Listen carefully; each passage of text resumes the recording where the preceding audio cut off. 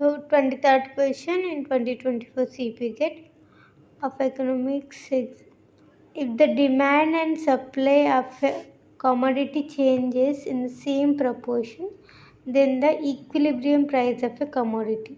So ఇక్కడ ఏమంటున్నా అంటే మన కీవర్డ్స్ చూడాలి. డిమాండ్ సప్లై అంట, ఇంకా సేమ్ ప్రపోర్షన్ చేంజ్ అయితే ఇక్కడ ఏమన్నా థర్డ్ ఈక్విలిబ్రియం ప్రైస్. సో మనకి ఏంటిది ప్రైస్ అనేది దేంతో డిసైడ్ అవుతుంది, ఎప్పుడు డిసైడ్ అవుతుంది, ఎప్పుడైతే డిమాండ్ ఈక్వల్స్ టు సప్లై కదా. సో ఈక్విలిబ్రియం ప్రైస్ అనేది డిమాండ్ ఈక్వల్స్ టు సప్లై ఉన్నప్పుడు అవుతుంది.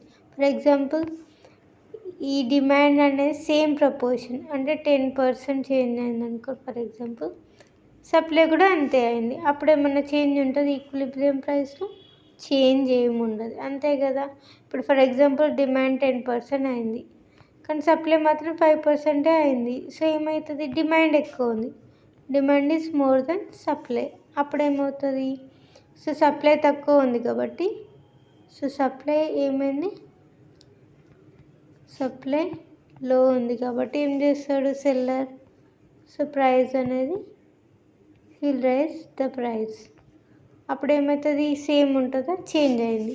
సో ఇక్కడ ఏంటి, సేమ్ ప్రపోర్షన్ 10% 10% కాబట్టి there is no change in the equilibrium price.